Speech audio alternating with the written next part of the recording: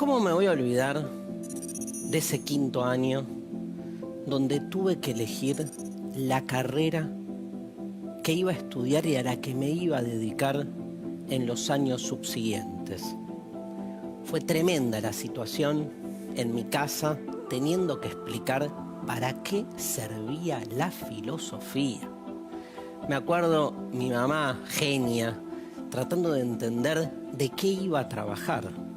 Y la pregunta del millón, esa, ¿no? ¿A qué te vas a dedicar o qué vas a hacer? Pregunta que a un chico de 17 años lo mortifica.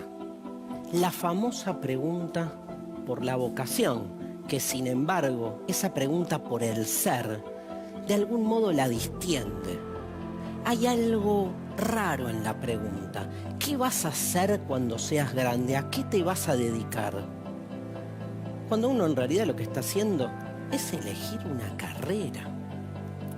¿Y con qué tiene que ver la carrera que uno elige? ¿De qué se trata la vocación? Esa es la pregunta. Saben que vocación es un término que remite a la palabra voz, como si hubiera una voz que deberíamos escuchar para entender a qué nos vamos a dedicar los próximos años. Lo interesante es que esos próximos años, básicamente, vamos a estudiar. Y no son años de inversión pensando entonces en que ese estudio genera una serie o una consecuencia cuando después del título nos recibamos y salgamos al mercado laboral a ejercer ese estudio. El estudio vale por sí mismo, el placer de estudiar. Escuchar la voz es también escuchar nuestro deseo y poder salir de ese binario entre el trabajo, entre la salida laboral desde la cual decidimos entrar a una carrera y lo que es estudiar desde el deseo o estudiar desde la vocación.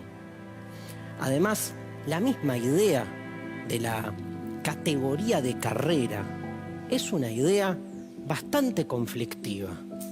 Nadie está corriendo a ningún lado para que llamemos a ese trayecto de nuestra formación con la idea de carrera, ¿no? Al revés, estamos tratando de conectar día a día con el deseo de saber, con un texto, con un docente, con compañeros con los cuales se construye la vida universitaria. La vocación es algo abierto. Esa voz cambia todo el tiempo, porque somos seres que estamos en plena transformación. Y es muy común que a lo largo de la trayectoria universitaria podamos incluso cambiar de carrera. Qué mal visto que está, ¿no? El que en 3, 4 años decide hacer 2 o 3 cambios de carrera. Increíblemente se considera una persona con problemas, cuando aquel que elige una carrera desde el inicio, pero a los 3 meses se da cuenta que su deseo no está puesto ahí, pero por mandato familiar o mandato social decide dedicarle toda la vida a ese estudio y a esa profesión, es visto esa persona en nuestra sociedad como una persona normal, sin problemas. En cambio, el que cambia de carrera una y otra vez en busca de poder plasmar su deseo y su identidad es una persona anormal o problemática. Algo tenemos que empezar a mover en nuestra presión con los chicos y chicas que a los 17, 18 años empiezan a pensar por dónde se les juega su deseo. Un deseo de saber que a veces ni siquiera encuentra su conformación en estructuras previas que no necesariamente traducen ese deseo. ¿Qué quise decir? ¿Pensaste realmente si estás eligiendo una carrera en función de lo que querés estudiar? ¿O si en realidad ingresás a un dispositivo previo que define con anticipación el tipo de formación en la que te vas a sumergir el resto de tu vida?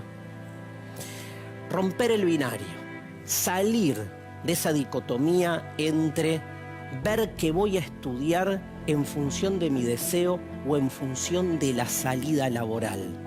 No te quepa duda que si elegís lo que vas a estudiar de acuerdo a lo que te gusta, no te quepa duda que después vas a trabajar del modo más realizado, trabajar en función de lo que te atraviesa como persona y no de lo que otros esperan que vos seas.